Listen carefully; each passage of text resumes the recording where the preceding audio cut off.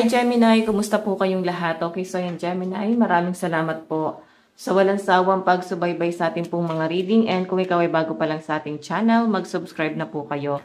Then i-click mo na rin yung ating notification bell para lagi kang updated sa ating mga bagong upload. So, ayan, tignan natin, ganap sa inyo this week, Gemini, Sun, Moon, Rising, and Venus sign. Gemini, Sun, Moon, Rising, and Venus sign. Weekly ganap. Okay. So guys, naman interesado pala sa ating private reading, nasa description box below. Yung link ng aking Facebook, message nyo na lang po ako. Okay. Ganap kay Gemini.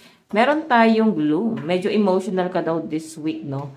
Nandun ka sa point na parang hindi mo maintindihan kung bakit parang bigla ka na lang nagiging emotional. Parang panic anxiety yung nangyayari, guys. Yung iba sa inyo, guys, pwedeng parang bibigay, no? Bigla ka na lang nagiging emotional. May mga naaalala kang mga masasakit na nangyari sa inyo sa past. Nakikita ko rin sa mga Gemini na parang nahihirapan ka pa rin i-let go or nandun na sa point na tanggap mo na pero hindi mo maiwasan na parang maging emotional tuwing mayroon kang time para mag-isip. So siguro kailangan sa mga Gemini parang kailangan sa inyo nalilibang, no? Parang hindi nyo masyadong naiisip yung mga problema. Yung iba naman dito guys, kasi pwedeng nangyari sa past eh. Parang hindi na siya problema. Hindi ka lang makaget over dun sa bagay na yun. So, ayan. Medyo magiging emotional. May mga bagay na parang may mga pagsisisi, may mga panghihinayang. Okay, Gemini, Sun, Moon, Rising, and Venus sign. Meron po tayong fed up. So, parang may mga napapagod na Gemini dito this week. Nakikita ko yung iba sa inyo, dala na rin ng pagiging workaholic, pagod ka na sa pagiging provider, sa pagpo-provide, pagod ka na sa mga responsibility. Hindi sa hindi ka napapagod doon sa pagbibigay ng pera eh. Siguro napapagod ka kasi parang walang tumutulong sa inyo. Hindi mo ma-feel yung pag-support sa inyo, no? Walang sumusupport. Hindi mo siya, guys, ma-voice out. Hindi mo siya ma-share sa ibang tao. Kasi parang mas sinasarili mo siya, Gemini. Yan yung nakikita ko dyan. Kasi parang takot ka sa judgment, no? Takot ka na baka isipin ng mga tao mali or sa halip na maganda lang yung tingin sa kung ano yung sitwasyon na meron ka ngayon. So, ang nangyayari lang guys, meron kang pinagtatakpan kahit meron ng mali. Diba? So, maganda dyan, Gemini. Maging vocal ka. Okay? Maging private ka pa rin, pero siguro mas maganda na i-share mo siya kasi baka naman sumabog ka, Gemini. Oo. Tignan natin Gemini, Sun, Moon, Rising, and Venus sign. Meron tayong protect your feelings. Ayan. Nakikita ko na magiging defensive ka this week. No? Hindi mo na makontrol sa sarili mo yung pagiging defensive. So, I think parang magiging parang mainitin ang ulo. So, nakikita ko din sa mga Gemini na hindi mo makokontrol yung pagiging moody and parang makakapagsalita ka na ng hindi maganda. Oo, makakapagsalita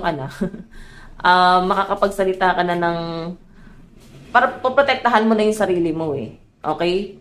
Sobrang haba na pasensya nyo at parang this week masasagad ka. Yung tipong hindi mo naman ginusto pero parang may mapapasabi ka talaga, mailalabas mo talaga yung sama ng loob mo dyan. Sa nakikita ko dyan, Gemini. Okay?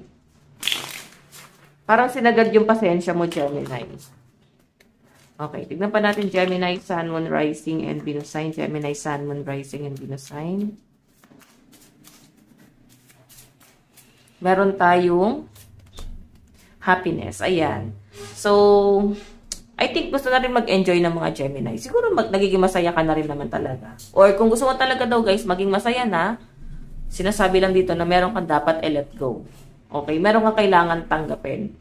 Di ba nga, meron ng kasabihan, acceptance is the best way to move on. So, pag hindi mo tinatanggap yung isang bagay, mahihirapan kang maka-move on, maka-recover, mahihirapan kang makuha yung happiness, mahihirapan kang maging, parang ma-enjoy yung sa araw-araw kung may isang bagay na hindi mo kayang tanggapin pa sa sarili mo, na ito na yung realidad, ito na yung nangyayari, ito na yung nagaganap sa inyo, guys. So, parang ano pa ba yung option mo? Kung meron kang option, do it, no? Pero kung sa tingin mo, Gemini, kung sa tingin mo is wala pa, no? And masyado pang komplikado ang lahat, siguro, ayan, ikaw yung magsasuffer dito, guys. Kasi may mga taong pinoprotektahan ang mga Gemini. Okay, tignan pa natin Gemini, Sun, Moon, Rising, and Venus sign. Ganap sa inyo this week. Oops. Ayan, pati yung mga card. Actually, mahirap talaga ibalasa itong card na to kasi medyo matigas na guys. Wait lang. Okay. Gemini, Sun, Moon, Rising, and Venus sign. Gemini, Sun, Moon, Rising, and Venus sign. Meron tayong Two of Wands. Okay. May nakikita ko ditong I think meron kang gustong i-pursue na trabaho. Pero parang hindi ka makapagtrabaho ng maayos or yung iba naman sa inyo kasi hindi ka pa rin tinatawagan doon sa in-applyan mong trabaho. Okay? Parang ilang araw ka nang pinapaasa dyan, Gemini. Okay. So, may nakikita naman ako dito guys na medyo parang ayun nga, magiging workaholic ka. Parang naglalamay ka sa sa trabaho mo. So, sagad-sagad yung pagod mo sa trabaho guys. Okay? Parang buhay mo na lang talaga trabaho. Baka uwi ka na lang sa inyo para matulog at maligo, kumain. Okay? Meron tayong 10 of Cups. So, sinasabi lang dito guys na ba't hindi mo itry na mag-unwind kasama yung mga friends. Maglibang ka naman guys. Deserve mo naman yan. Walang masama na mag-live sa trabaho. Tapos enjoy mo naman. Okay? May nakikita nga ako dito guys, travel. Siguro may plano and parang medyo nag-aalangan ka dyan, Gemini, kung sasama ka ba. Kasi nga, meron kang kino-consider. Okay? May mga planong parang hindi matutuloy sa'yo. Or baka ikaw mismo ayaw mo muna.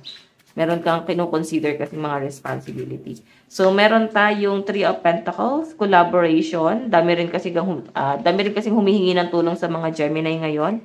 Sa malinaw na pinapakita sa akin dito. Collaboration po kasi itong Three of Pentacles, no? So, I think marami nakaasa sa inyo, hindi lang sa loob ng tahanan, kundi sa trabaho din, guys, no? Tignan pa natin Gemini, Sun, Moon, Rising, and Venus sign. Meron tayong King of Cups. Parang sinasabi lang sa akin dito, paano pag ako na yung napagod? Sino naman yung lalapitan ko? Sino naman yung sasandalan ko? Kasi parang ikaw yung laging sinasandalan. Ikaw yung inaasahan. Parang gamit na gamit ka, Gemini. Ganun yung nakikita kong energy mo. As in, parang pagod ka na dito. Kung sa relationship to, guys, parang nakikita ko kasi hindi mo feel talaga yung support dun sa person mo. Parang feeling mo mag-isa kang lumalaban dito sa relasyon na to. Mag-isa kang nagsasuffer. So, si person mo kasi na nakikita ko dyan, guys, wala siyang ginagawa. Okay? Hindi mo makita yung support, pero nakikita mo naman yung pag-aalala. Yung malasakit, pero walang action. Alam mo yun, yung nagmamalasakit lang sa salita, pero yung action, hindi ko siya, guys, nakikita dyan, Gemini. So, parang makukulangan ka rito. Tignan natin yung malalakas na zodiac sign. Nakadeal mo this week, Gemini. Meron tayong Sagittarius, Libra, Scorpio, Virgo, Aquarius, and Cancer energy. Taurus, Capricorn, Leo, Sagittarius, Libra, and Pisces energy. Tignan natin yung advice. Meron tayong you are safe here. So, sinasabi lang dito guys, kung nasang sitwasyon ka ngayon, nasang lugar ka ngayon, saan ka nag-i-stay, sinasabi na kahit paano safe ka dyan. Kahit paano, sabi natin nakaka-stress, nakakapagod, nahihirapan kang makisama, pero sinasabi na safe ka dito kasi kahit paano mas nakaka-save ka, kahit paano mas nakakatipid ka. Parang gano'n. So, hayan, Gemini, ito lang po ang inyong reading. Maraming salamat po. God bless and love you all. Bye-bye.